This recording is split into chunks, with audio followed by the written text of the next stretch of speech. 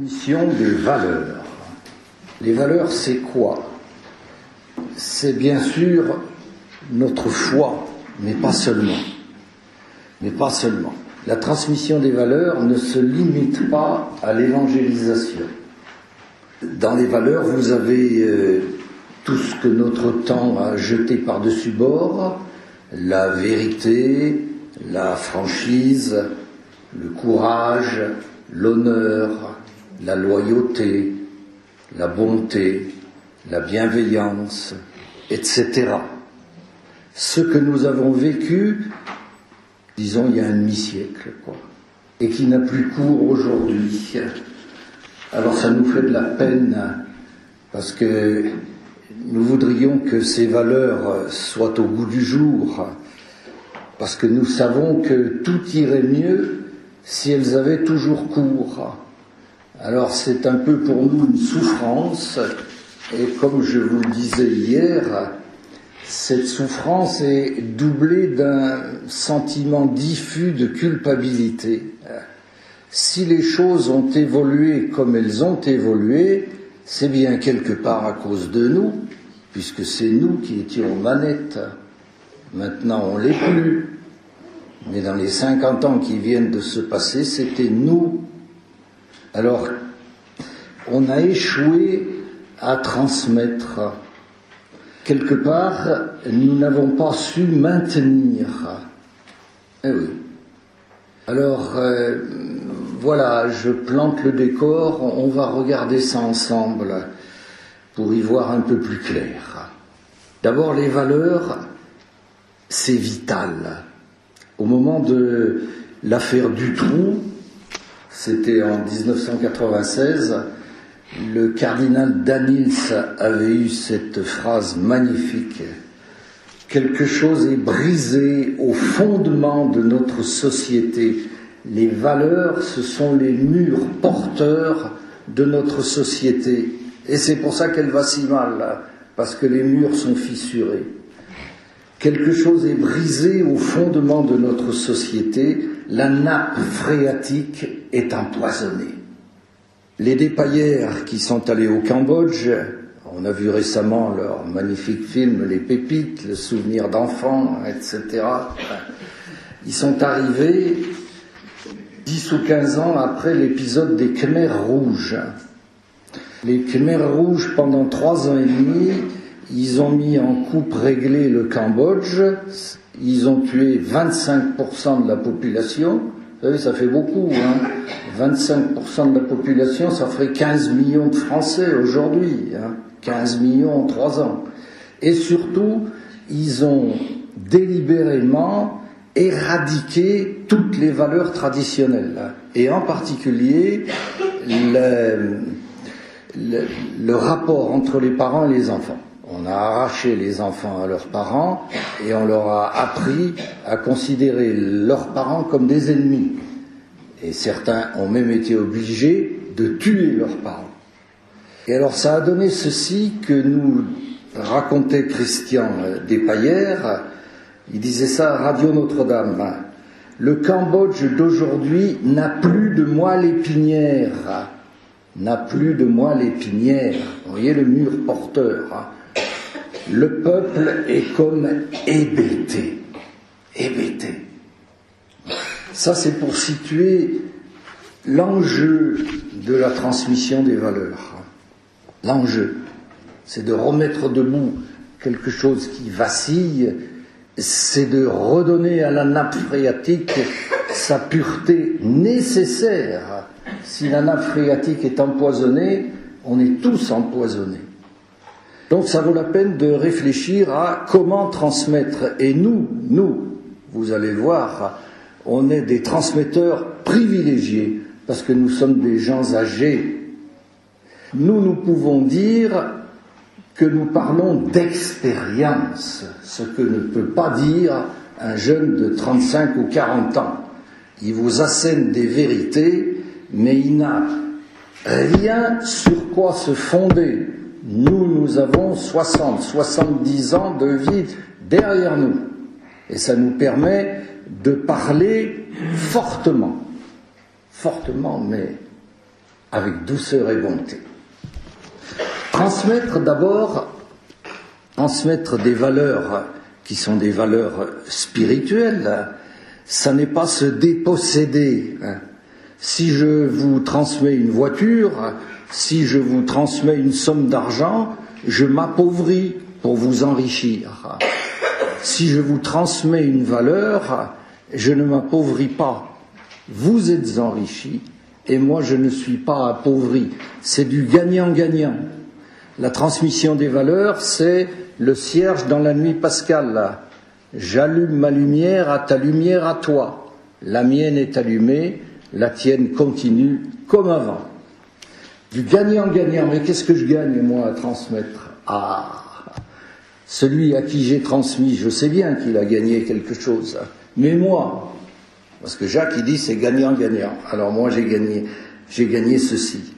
Le vrai bonheur, c'est de faire le bonheur des autres. On le sait, nous.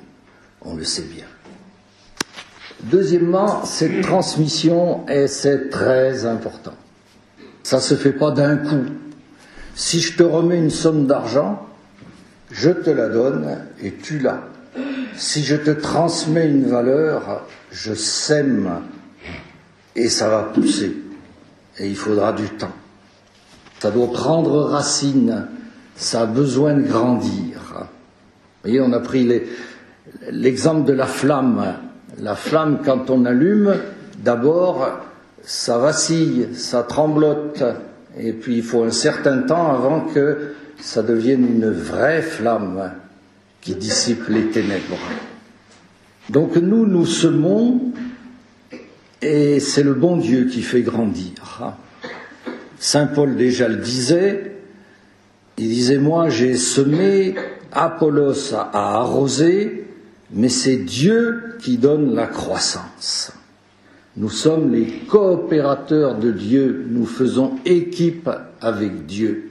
Et on oublie toujours. Alors je vous raconte l'histoire, pour que vous ne l'oubliez plus, il est saint maintenant, le bon pape Jean XXIII. Saint pape Jean XXIII. Il venait d'être élu à la tête de l'Église et il avait bien du souci. C'est lui qui raconte. Alors il n'arrivait pas à s'endormir. Il tournait, il retournait dans son lit. Je vais jamais y arriver. Parce qu'il était d'une grande humilité. Je vais jamais m'en sortir. Et soudain, nous dit-il, j'entendis clairement une voix qui me dit « Angelo », il s'appelait Angelo Roncalli. « Angelo, tu n'es pas le bon Dieu. »« Oh, mais oui, c'est vrai, l'Église, c'est l'Église du bon Dieu. Moi, je suis que le gérant. Angelo, tu n'es pas le bon Dieu. Tu n'es pas tout seul. Quand tu transmets, tu fais équipe avec le bon Dieu. » Oh, j'ai oublié. Il y a un malade qui fait équipe avec nous, qui est coopérateur pour cette session. Un malade qui ne guérira pas et qui offre ses souffrances depuis plusieurs mois pour que cette session porte du fruit, pour que vous et moi, nous soyons comblés de grâce. Alors je lui ai promis qu'on prierait tous pour lui, parce qu'il prie pour nous. Alors on va dire un « Je vous salue Marie » pour confier Ludovic à sa bonne maman du ciel. Je vous salue Marie, pleine de grâce, le Seigneur est avec vous. Vous êtes bénie entre toutes les femmes, et Jésus, le fruit de vos entrailles, est béni.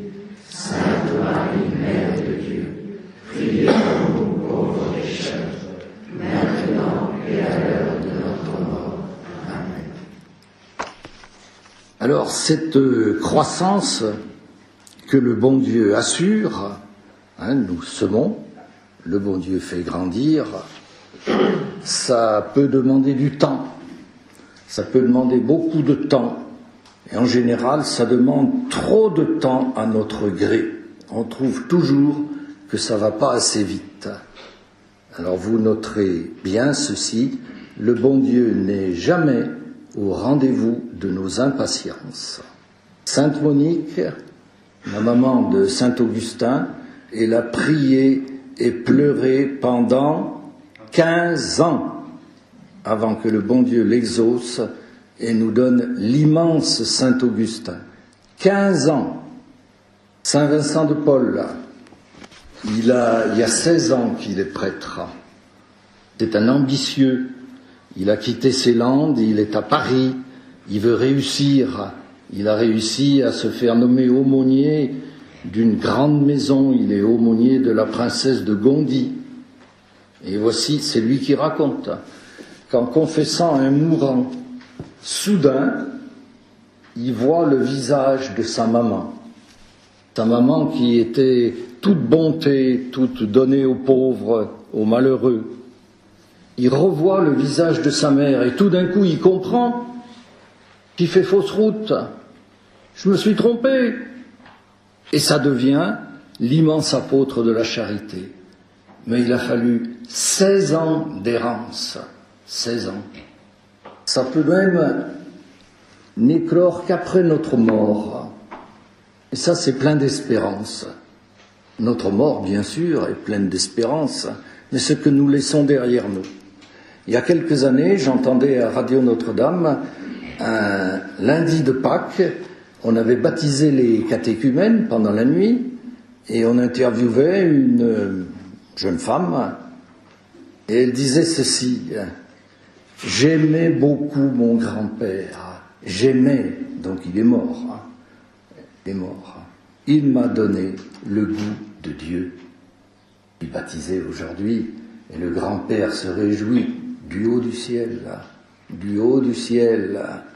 Ça n'est jamais perdu, jamais. Beaucoup de nos désillusions ne sont que des manques de confiance dans l'action du bon Dieu. Le père Lustiger aimait à répéter, et mon épouse après lui, et ça porte beaucoup de fruits, il disait toujours: l'histoire n'est pas finie, l'histoire n'est pas finie. Et je vais vous raconter des histoires qui montreront que c'est bien vrai. L'histoire n'est pas finie. Ce garçon perdu dans la drogue, peut-être que demain, après-demain, il sera prêtre. C'est une folie. Mais peut-être rien n'est impossible à Dieu. Rien. Sans lui le temps. Alors concrètement, comment il faut s'y prendre? Là, il y a quand même un certain nombre de choses qu'il faut savoir. Premièrement, ne pas céder à la tentation des seniors.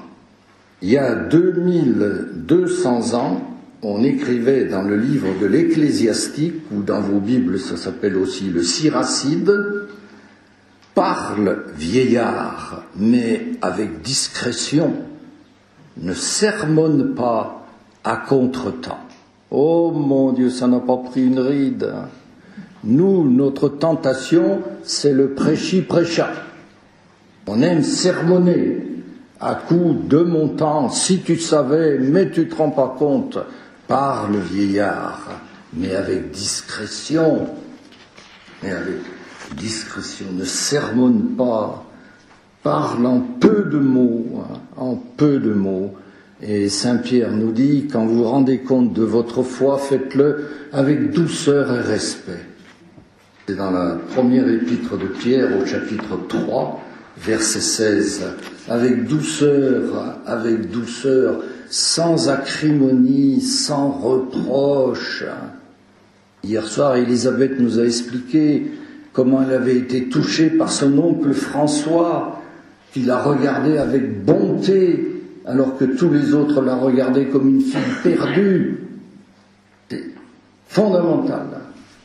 Sans acrimonie, avec respect, sans hauteur. Oh, vous avez des malheurs, je vais prier pour vous. Non. Voulez-vous que je prie pour vous? Voulez-vous que je prie pour vous? Ah, c'est pas la même chose. Et il y en a qui vous diront non. Là, on dira, quand vous serez décidé, je le ferai. Très important. Sans ostentation. Je reçois à la maison mon beau-frère qui n'est pas catho. Je renonce pas aux bénédicités. mais je le fais avec discrétion. Je remplace mon bénédicité chanté habituel par un signe de croix. C'est suffisant. Il verra. Il a compris. N'en remettez pas. Je cherche un parking. Jésus, donne-moi un parking. Marie, Dieu, viens à mon aide. Et voilà, il y a un gars qui sort et vous avez une place de parking. Et dans votre voiture, vous avez votre petit-fils ou votre beau-frère. Il n'y a rien à dire. Si vous dites, t'as vu, ça marche, c'est fini. Eh oui. Eh oui. Sans ostentation. On a toujours tendance à croire nous on a la chance d'être croyants. C'est une chance, mais ça n'est pas une supériorité. Important ce que je dis là. Ne pas chercher à convaincre. Oh là là là là là. Bernadette à Lourdes. La Sainte Vierge ne m'a pas demandé de vous convaincre, elle m'a chargé de vous le dire. Nous, c'est la même chose. Nous avons à dire, ne cherchons surtout pas à convaincre. Ne rentrons jamais dans une discussion. Si nous discutons, celui avec lequel nous discutons va se conforter dans son refus au fur et à mesure qu'il va débattre avec vous. Donc, nous ne discutons pas. Nous disons, tu crois pas, c'est ton droit. Moi, je te dis ce que je pense, je te dis ce que je vis, je te dis ce que j'espère pour toi. Pointe à la ligne. Pointe à la ligne. Nous ne faisons pas une croisade. C'est voué à l'échec. Ensuite, il faut prêcher d'exemple. Il faut prêcher d'exemple. Mon Dieu que c'est difficile. Mon Dieu que c'est difficile. J'entendais l'autre jour, il y a un grand directeur du centre d'études spatiales qui est mort, et c'était un catho. Il faisait même partie de la communauté de l'Emmanuel. Et un membre du personnel disait ceci à sa messe d'obsèques. On s'est aperçu qu'il était un vrai catho, bien sûr, parce qu'il y a une façon de célébrer les obsèques des chrétiens et celles des non-chrétiens. Et alors un membre du personnel disait, c'est vrai, il disait jamais du mal de personne. Et c'était le directeur général. Vous voyez, frappé par l'exemple de la bonté de cet homme important. Il prêchait d'exemple. Il faut que nous soyons ce que nous voudrions que les autres soient. Ouh là là. Alors là, évidemment. Nous sommes les tabernacles de Dieu, nous sommes les ostensoirs de Dieu, mais nous pouvons être les repoussoirs. Je vous raconte une histoire vraie. À Cuba, le héros national, il s'appelle Atué. Il s'est battu contre les conquistadors espagnols au XVIe siècle. Il y a sa statue partout, il y a la fête nationale, etc. Bon, bien entendu, il n'a pas gagné, il a été pris et condamné à être brûlé vif. Et alors avant de le brûler vif, on lui dit, écoute, est-ce que tu voudrais pas être baptisé? Parce que si tu es baptisé, tu vas aller au paradis, sinon tu vas aller en enfer. On leur dit, qu'est-ce que c'est que cette histoire? Le paradis, l'enfer, on lui explique comme on peut. Et lui, il pose une seule question. Les Espagnols, contre lesquels je me suis battu pendant des années, et qui vont me faire mourir, ils sont où? Au paradis ou en enfer? Ils sont au paradis. Alors ne me baptise pas, je serai mieux en enfer. Oui. Je pense par exemple à ce prêtre de Lyon qui vient de s'en aller. Il y a nécessairement des dommages collatéraux, nécessairement. Vous voyez, ostensoir, repoussoir. C'est une responsabilité énorme que nous avons, parce que les gens savent que nous sommes cathos, et donc ils attendent de nous que nous soyons un peu mieux que les autres. Et on ne peut le faire qu'avec la grâce de Dieu. Avec la grâce de Dieu. Mais si on ne le fait pas, alors c'est pas bien. c'est pas bien. Parce que un athée qui se conduit mal, c'est pas bien. Mais un catho qui se conduit mal, vous voyez un peu leur truc. Hein. Et voilà. Le père de Foucault disait, mon apostolat doit être celui de la bonté, afin qu'en me voyant, pas en écoutant ce que je dis, les gens se disent, puisque cet homme est si bon, sa religion doit être bonne. Voilà notre programme. Ça commence par ça, la transmission. Puisque cet homme est si bon, sa religion doit être bonne. Souvenez-vous des premiers chrétiens. Ils ne se répandaient pas en disant « Aimons-nous les uns les autres ». Ils s'aimaient. Et les gens disaient « Voyez comme ils s'aiment. » C'est pas du tout la même chose. Hein. C'est pas du tout la même chose. Hein. Dire « Aimons-nous » et s'aimer. Bon.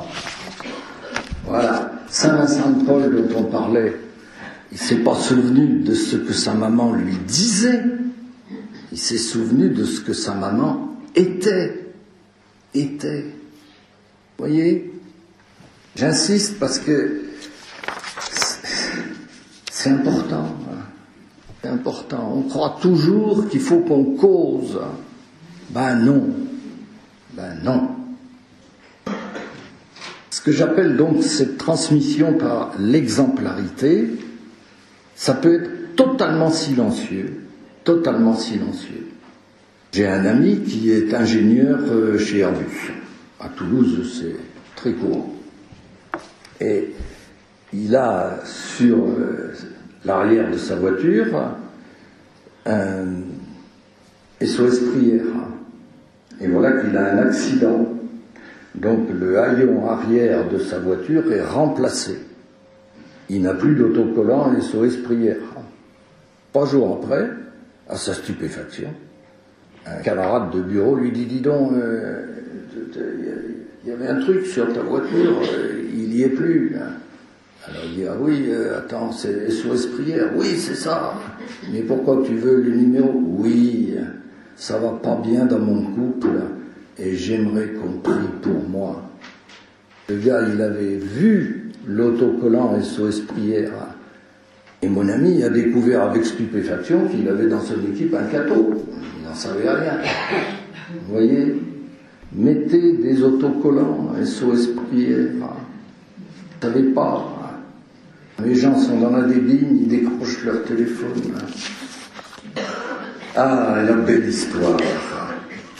Francis, histoire vraie, bien sûr, tout ce que je vous dis c'est vrai. Quand c'est pas vrai, je vous dis c'est une parabole. Francis, un skinhead dans la banlieue de Londres. Il est mineur, il est camé à mort, il a fait un hold-up pour payer sa cam, il a été condamné, mais avec sursis parce qu'il est mineur, il vit dans un squat perdu. Un gars perdu, à vue humaine, paumé, retrouvé et sauvé par Dieu. Comment ? Dans une cabine téléphonique, il voit une image. Le Christ de Sœur Faustine. Lui, il voit pas le Christ de Sœur Faustine. Il voit un hippie sympa qui a les cheveux longs et le regard doux. Alors il prend l'image et il va se renseigner. Il rentre dans une librairie, il dit c'est quoi ça ? Où je peux trouver le gars, tout ça ? Et de fil en aiguille, il retrouve le bon Dieu. Et aujourd'hui, Francis, ses frères Francis, des franciscains du Bronx, et il visite les 300 jeunes de la prison des jeunes pour le Bronx. Il a été sauvé parce que un vieux monsieur, vous, moi, tous les jours, disait son chapelet pour les jeunes de la banlieue dans laquelle il vivait, allait à la messe et déposait dans chaque cabine téléphonique une image pieuse. Ah, il n'a rien dit. Il n'a jamais vu Francis. mais il a sauvé Francis. Nous ne savons rien de ce que donnent nos prières, nous ne savons rien de ce que donnent les phrases que nous disons. Et non.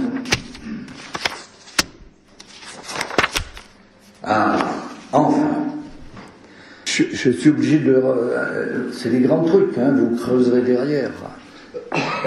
Je sème des idées. Enfin, mais c'est essentiel, et c'est par là qu'on devrait commencer. Il faut aimer ceux à qui nous souhaitons transmettre. Élisabeth et son tonton François. Il faut aimer. Monsieur Fergus, il aimait ces jeunes qui voulaient sauver. Vous vous rendez compte, tous les jours, le rosaire, la messe et les cabines téléphoniques, faut le faire. Il n'y a que l'amour qui peut nous permettre de le faire. Philippe Néri, c'est mon saint chéri, c'est l'immense évangélisateur de la ville de Rome au XVIe siècle, au moment du Concile de Trente et de Luther. Philippe Néri, c'est le co-patron de la ville de Rome, s'il vous plaît. Les patrons, c'est Saint-Pierre, Saint-Paul, excusez du peu, et Philippe Néri. Pendant 60 ans, ce saint immense, il a évangélisé la ville de Rome. Il n'était même pas prêtre. Il n'a été prêtre qu'au bout de 16 ans, parce qu'on lui a dit, ça ne peut pas durer comme ça. Tu peux pas, toi, laïque, faire le bien que tu fais, il faut que tu sois prêtre. Bon, à l'époque, être prêtre, c'était pas difficile, il n'y avait pas de séminaire. C'est le Concile de Trente qui a créé les séminaires, hein. Il faut bien se rendre compte, hein. On est au XVIe siècle, hein.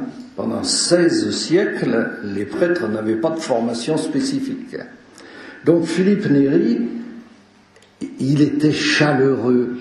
Il avait reçu la visite du Saint-Esprit et ça lui avait gonflé le cœur. Quand on l'a autopsié, on s'est rendu compte qu'il avait 2 côtes soulevées pour faire de la place à son cœur qui avait grossi. Et il avait le cœur plein de la chaleur de Dieu. Et alors, comment est-ce qu'il évangélisait? Il prenait les gens sur son cœur. Il prenait les gens sur son cœur. Et les gens étaient... Et ben voilà. Ils se sentaient aimés et ils étaient convertis. Philippe Néri. Et le jour où je préparais cet enseignement, ce jour-là, la lecture de la messe, c'était la première lettre de Saint Jean. Saint Jean, il a reposé sur le cœur de Jésus. Il a reposé sur le cœur de Jésus et c'est contagieux. En 10 versets dans cette lecture du jour, en 10 versets, Saint Jean nous dit, bien-aimés, petits enfants, bien-aimés, oh voilà, vous comprenez, quand on commence à nous dire bien-aimés, on écoute, hein, voilà, on ne tonitruit pas, il faut les aimer, écoutez bien, seuls nous écoutent ceux qui sentent que nous les aimons. Si vous avez votre petit-fils que vous détestez parce qu'il fait partie d'un groupe satanique, ne lui dites rien, vous perdez votre temps. Demandez au bon Dieu la grâce de l'aimer. Après, vous lui parlerez. Alors, c'est difficile d'aimer ceux dont nous réprouvons la conduite. Alors, c'est pour ça que le bon Dieu nous donne la grâce. Cette bienveillance, nous la trouvons dans les sacrements. Les sacrements nous donnent l'Esprit Saint et le fruit de l'Esprit, Galates 5, 22, amour, joie, paix, bonté, patience, bienveillance. Ça va ensemble. Donc, quand vous avez besoin d'aimer davantage quelqu'un dont vous voudriez qu'il améliore sa conduite, commencez à aller communier et priez le bon Dieu. Vous donne cette bienveillance. Moi, je me souviens encore, 75 ans après, catéchisme que j'apprenais sur les genoux de ma grand-mère. Elle appelait la miche de pain. Voilà. Alors, je ne sais pas ce que j'aimais le plus, la miche de pain ou la chaleur du cœur de ma grand-mère, mais je m'en souviens encore, vous voyez. Et donc, nous, grands-parents, nous avons, nous, oncles et tantes, nos petits-enfants, nos neveux, nos nièces, nous avons un accueil privilégié à eux, parce qu'ils savent, parce qu'ils sentent qu'on les aime. Vous voyez, c'est très important. On ne les commande pas, nous. On n'a qu'à les aimer, et ils le savent. Et donc, voilà. Vos petits neveux, vos petites nièces, ils vous aiment. Vos petits-enfants, ils vous aiment. Alors, ce que vous dites, ils l'écoutent. Ils l'écoutent. Et ça fait son chemin. Vous semez, et ça poussera. Vu ?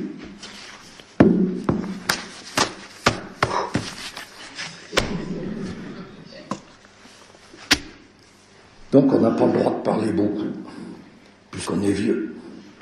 Alors, en peu de mots, que dire ? Parle, vieillard, mais avec discrétion.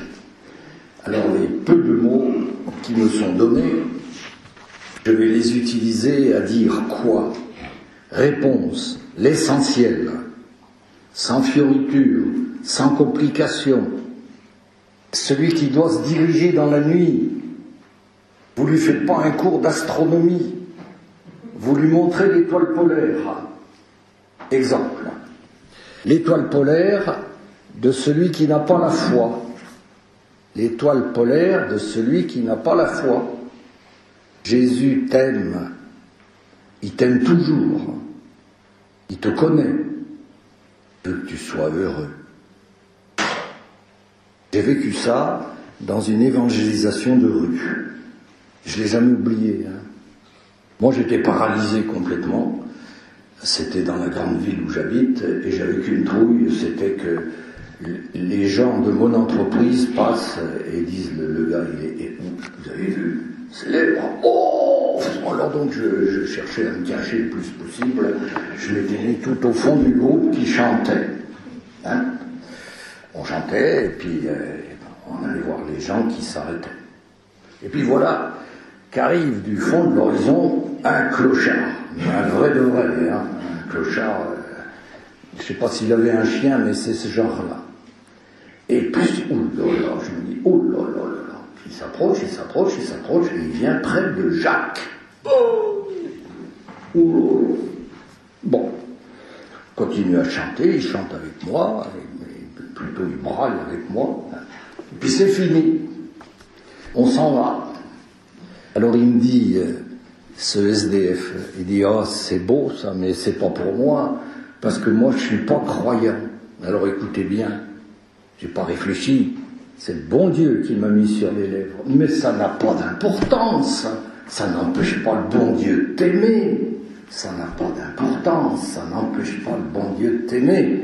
Et cet homme a dit, ah ben ça alors, ah ben ça alors. Et il est parti, et il disait ça. Ah ben ça alors. Il venait de découvrir qu'il était aimé du bon Dieu, personne ne lui avait jamais dit. Mais ça suffit, je ne vais pas expliquer la Sainte Trinité. Alors, notre monde d'aujourd'hui, de quelle étoile polaire il a besoin ? Moi, j'en ai sélectionné 2. Mais bon, vous n'êtes pas obligé d'être d'accord avec moi. Non. Quelles sont les valeurs à défendre d'abord, parmi celles que notre époque a abandonnées, les valeurs qui sont plus dans l'air du temps. On ne peut pas tout faire, il y a un trop. Donc, il y a des priorités. Moi, je vous en propose 2. Réhabiliter la vérité. Et deuxièmement, redonner à notre temps sa dimension d'éternité. Si je lui redonne la dimension d'éternité, je remets Dieu dans le circuit. Redonner à notre temps, réhabiliter la vérité. La vérité, c'est quand même pas rien. La dernière chose que Jésus a dite avant d'être sur la croix, c'est à Pilate. Il lui a dit « Je ne suis venu dans le monde que pour rendre témoignage à la vérité. » Vous vous souvenez, Pilate, il n'a rien compris, il a dit « Qu'est-ce que c'est que la vérité ?» Puis il est parti.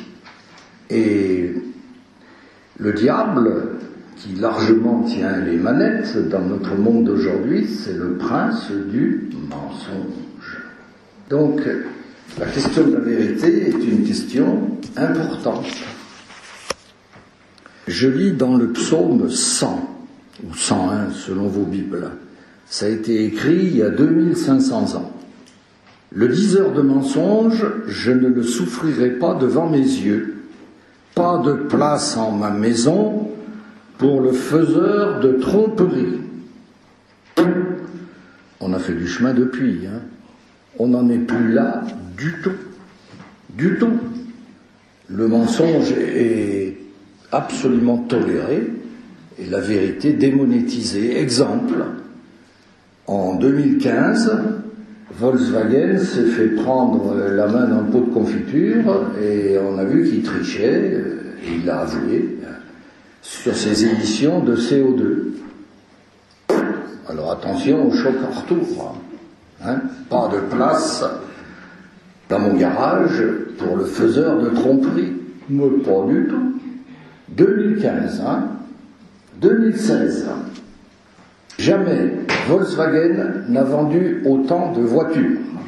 Il est premier constructeur mondial pour la première fois de son histoire. C'est pas tout. Jamais Volkswagen n'a gagné autant d'argent. Ah. Donc nous pouvons mentir en toute impunité. C'est quand même ennuyeux. C'est quand même ennuyeux. Si vous voulez, le mensonge à pignon sur rue, le mal à pignon sur rue, les médias en font la promotion, ils nous pilonnent, ils nous ressassent, et le législateur ratifie ou même promeut, donne force de loi à ces dérives. C'est très grave. Le pape François disait au mois de janvier, là, il y a 3 mois, même la vérité est truquée, détraquée. Même la vérité est truquée, détraquée. Il y a 2000 ans, saint Paul l'avait prophétisé, c'est dans la 2e à Timothée, chapitre 4, versets 3 et 4, « Viendra un temps où les hommes détourneront l'oreille de la vérité pour se tourner vers des fariboles. » Nous y sommes. Nous y sommes. Le poison de notre temps, c'est le relativisme. Alors, c'est un mot trop compliqué. Hein. On entend toujours les papes qui disent « Oh, le relativisme éthique, on ne comprend pas ce que ça veut dire. Hein. » Ça veut dire « à chacun sa vérité ». Voilà, ce qui est bien, c'est ce qui me plaît, ce qui est à la mode, ce qui est dans l'air du temps, ce que les médias pilonnent, l'avortement, le mariage homosexuel, la théorie du genre. Et puis là, on vient de vivre un truc fabuleux, hein. Il y a un mois, délit d'entrave à l'IVG sur Internet. Alors ça, c'est carrément la vérité qui est bâillonnée. Vous n'avez plus le droit de dire la vérité. C'est gravissime. C'est gravissime. Nous savons que la vérité, il n'y a que Dieu qui la connaît, et il nous l'a dit. Il nous l'a dit. C'est bon de s'en rappeler. Le péché originel, c'est « tu ne mangeras pas de l'arbre de la connaissance du bien et du mal », pas de l'arbre de vie. La connaissance du bien et du mal, c'est moi, Dieu. Toi, tu peux pas. Ça te dépasse. Alors je te dirai ce qui est bien, et tu le feras, et tu t'en trouveras bien, et tu seras heureux. Voilà. Jeanne d'Arc disait, c'était magnifique, elle disait, mais pourquoi vous avez quitté vos parents à son procès, hein? Alors elle dit, puisque Dieu le commandait, il convenait le faire, il convenait, c'était convenable, c'était bien, mes parents ils voulaient me garder, mais le bon Dieu me disait, non, va-t'en, c'est ça qu'il fallait que je fasse, c'était convenable, c'était ce qui était bon pour moi. Alors ça, bien sûr, on ne peut pas le raconter aux incroyants, hein, puisque Dieu, ils ne connaissent pas. Alors on ne peut rien faire pour eux? Bah si, bien sûr. On peut, et on devrait, les éclairer. Matthieu 5, 14. Vous êtes la lumière du monde. Non, vous êtes la lumière du monde. Il y a eu un redoublement. Vos estis lux mundi. Vous, moi, toi, on est chargé d'éclairer. D'éclairer. Alors, qu'est-ce qu'on va faire? On va essayer d'ouvrir les yeux en disant paisiblement, alors ça c'est très difficile, la réalité des choses. Et je vais vous donner quelques exemples. Paisiblement, mais c'est bien difficile et il faut prier le bon Dieu quand on va intervenir, parce que tous ces errements que nous allons dénoncer, ils nous hérissent.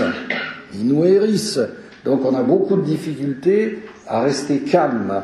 Si on n'est pas calme et paisible, tout ce qu'on dit ne sert à rien. Hein? Jésus, on va ouvrir les yeux en disant les choses comme elles sont.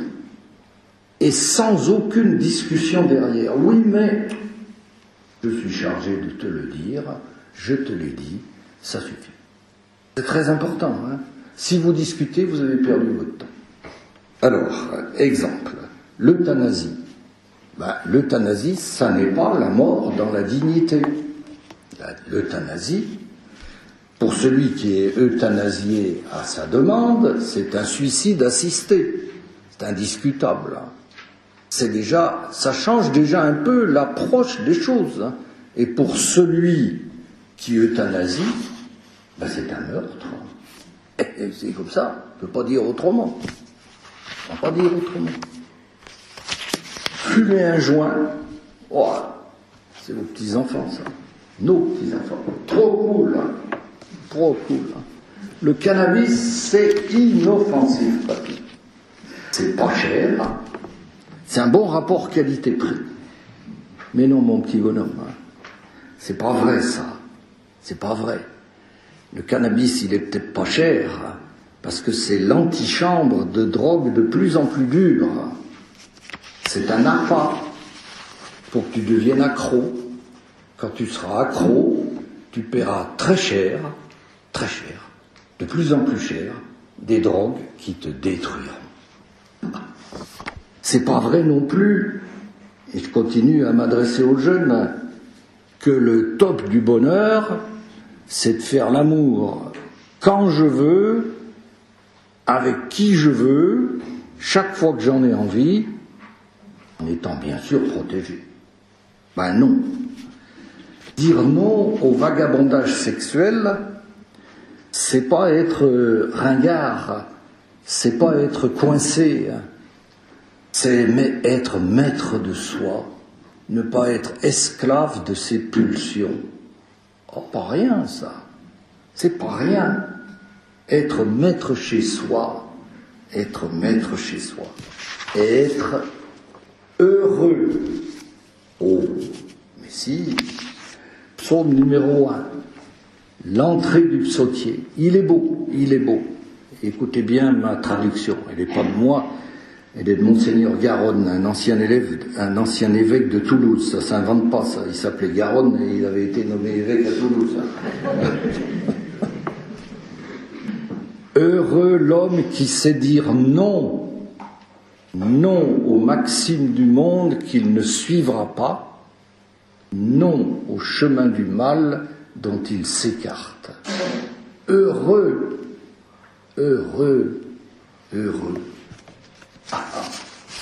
Alors, il reste la grande objection. Oui, mais papy, tout le monde le fait, tout le monde le dit, tout le monde le pense. Réponse. Et alors?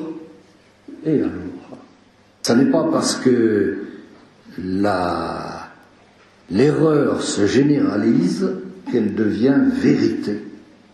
Fut un temps, au moment de l'hérésie arienne, où il ne restait qu'un évêque pour tenir la divinité de Jésus, un seul, saint Athanase.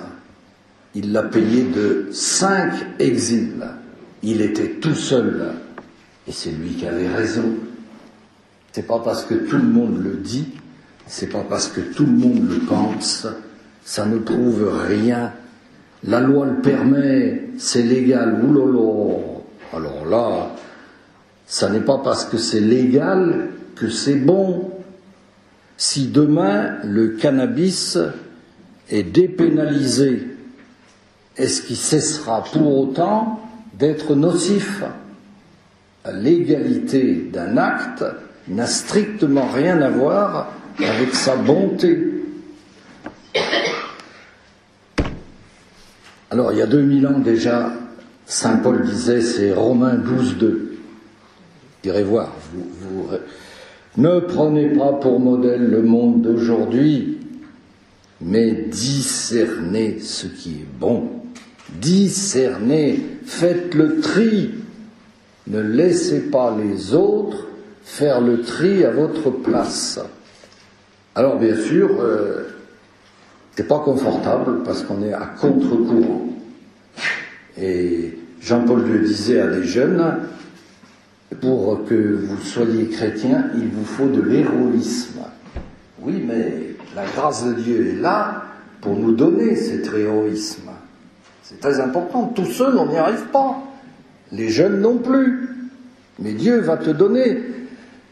J'ai dit tout à l'heure, patience, bonté, mais ça continue. Maîtrise de soi, le fruit de l'esprit, Galates 5, 22, la maîtrise de soi.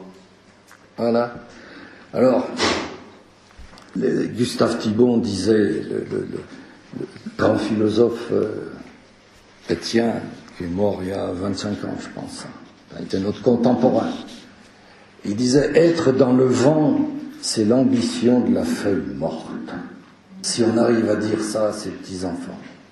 Eh oui, mais tu fais pas comme les autres. Hein. Oui, mais c'est toi qui as raison. Et c'est toi qui seras heureux. Heureux, l'homme qui sait dire non aux maximes du monde qu'il ne suivra pas. La feuille morte, un petit coup de vent, et il n'y a plus rien. Et bien vous avez de la chance, parce que l'ambition de l'enseignant, c'est finir à l'heure. Et je ne pensais pas avoir le temps de traiter le dernier.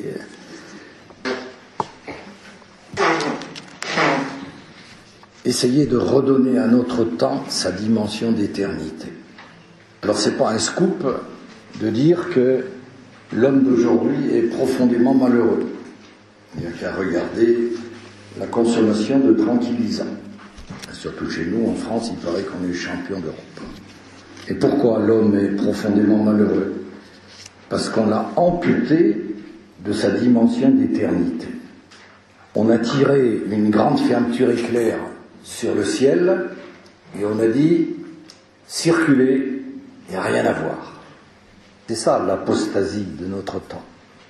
Jeter Dieu par-dessus bord et on a cherché à convaincre tout le monde que Dieu, il n'y en avait pas besoin et que Dieu n'existait pas. Oui, mais voilà. Le cardinal de Lubac disait « Quelque chose est dans l'homme qui déborde tout horizon terrestre et cherche sa respiration dans l'éternel. Nous sommes faits pour respirer dans l'éternel. » C'est ce qu'on fait ici pendant 4 jours. On est venu prendre un temps pour respirer un peu plus haut. Ça nous fait du bien. On repartira meilleur, plus heureux. On aura respiré dans l'éternel. Celui qui ne peut pas, il asphyxie spirituellement. En chacun de nous, il y a un germe d'éternité. Et ça, on ne peut pas nous empêcher. On ne peut pas nous empêcher. On l'a, tout le monde l'a. On est fait à l'image de Dieu et pour finir notre vie éternellement en lui. Notre vie d'aujourd'hui, c'est un tremplin vers le ciel. Ça n'est pas une fin en soi. J'aime dire que notre épisode terrestre, c'est la mise en bouche. La mise en bouche de quoi? Du festin de l'agneau. J'espère bien que tout à l'heure, le prêtre nous dira, au moment de la communion, heureux les invités au festin de l'agneau. Il a encore le droit de le dire. On a rapetissé la formule liturgique. Le repas, mais non, c'est pas un repas, c'est une fête. C'est une fête. Quand le Père retrouve le prodigue, festoyons, mon fils est revenu, faisons la fête. Il ne s'agit pas seulement de manger, il s'agit d'être heureux. Alors, pour annoncer ça aux gens de notre temps, à qui on l'occulte, pour leur faire découvrir ce qui leur est caché, c'est-à-dire qu'ils sont citoyens des cieux, que leur patrie c'est le ciel, nous avons, nous, gens âgés, un moyen tout à fait privilégié, c'est notre sérénité face à la mort. Et elle interpelle là. Un prêtre de la communauté, qui était curé à Notre-Dame de Bercy, nous a raconté ici comment un jour on a frappé à son presbytère. Je voudrais voir le père curé, c'est moi. Bon, et ben voilà, ma grand-mère vient de mourir. Je voudrais être instruit dans sa religion. Alors le gars, il était normal, il était ingénieur dans le privé. Il venait de voir mourir sa grand-mère et la sérénité avec laquelle elle avait vu voir venir la mort l'avait interpellé et l'a conduit à l'église. Le père Hamel, qui a été assassiné au mois de juillet, il y avait avec lui un malheureux qui a été égorgé, lui aussi, Guy Coponnet. Et voilà ce qu'il dit, Guy Coponnet. J'étais convaincu que j'allais mourir, je perdais mon sang. Jamais je n'ai été aussi serein, complètement en paix. En fait, c'était un moment de grand bonheur. De quoi aurions-nous peur? Vous voyez, c'est un vrai chrétien, il était à la messe en semaine. C'était un moment de grand bonheur. De quoi est-ce qu'on aurait peur? De rien. On traverse la mort et ça va être beaucoup mieux après. Infiniment mieux. Mourir m'est un gain, disait saint Paul. Mourir m'est un gain. Je vais peut-être rester ici parce que le bon Dieu a besoin de moi pour vous évangéliser, mais combien plus je préférerais mourir. Pourquoi? Parce que dans la préface qu'on lit aux obsèques, il y a « La vie n'est pas détruite, elle est transformée ». Et mieux que transformée, elle est transfigurée. Elle est transfigurée. C'est ça la transfiguration. Les apôtres voient ce que Jésus sera après sa résurrection. Psaume 15, devant ta face, plénitude de joie, éternité de délices. Oh, il n'y a plus ni pleurs, ni cris, ni souffrance. On est heureux. Nous ne sommes qu'heureux quand nous avons traversé la mort. De quoi aurions-nous peur? Sœur Hélène, qui était donc aussi dans l'église de Saint-Étienne-du-Rouvray, l'un des gars qui venait d'égorger le père Hamel lui dit « Mais t'as pas peur de mourir ?»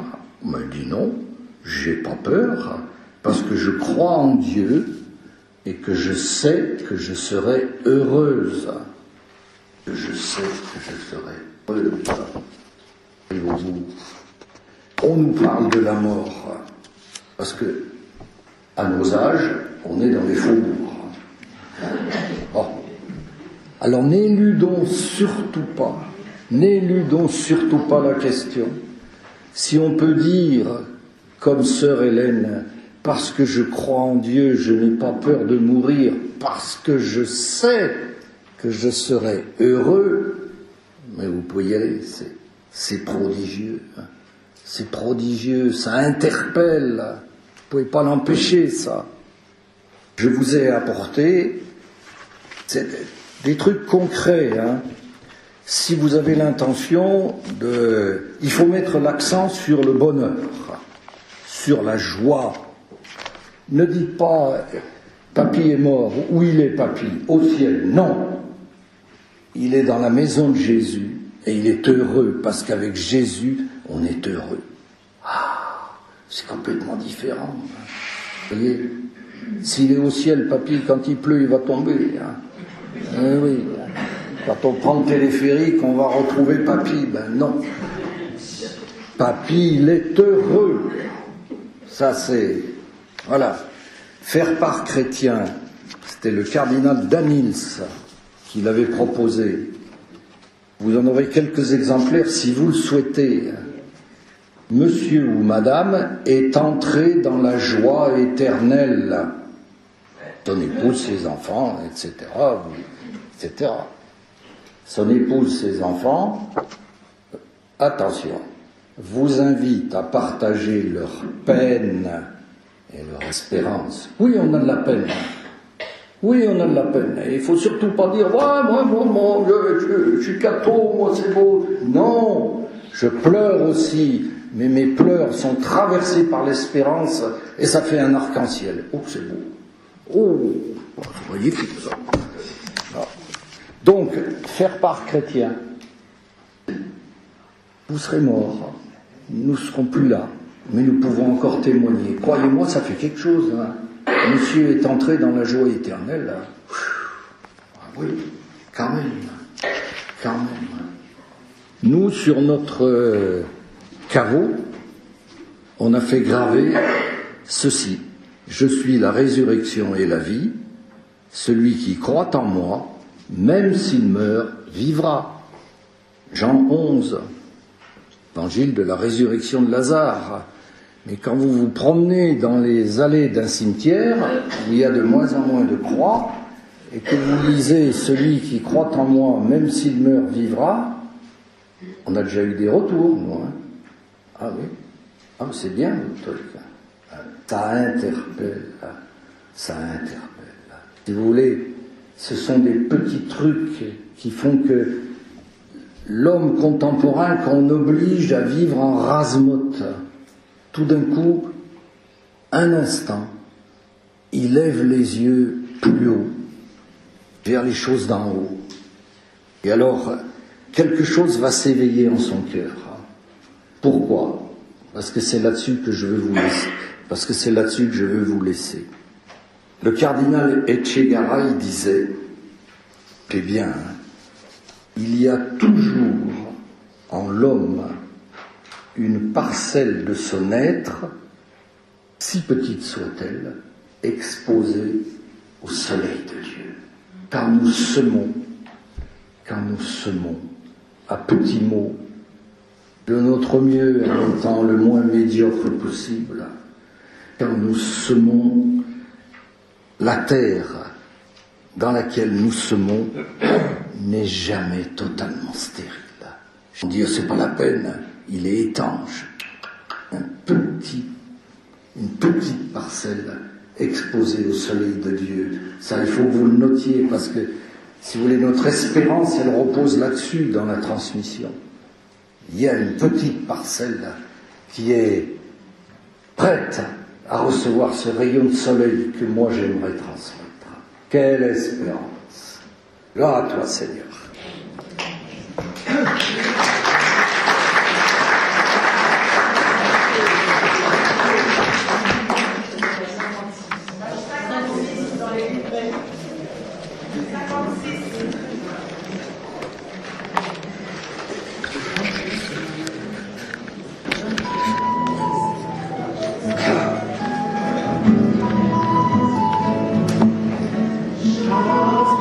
Avec moi,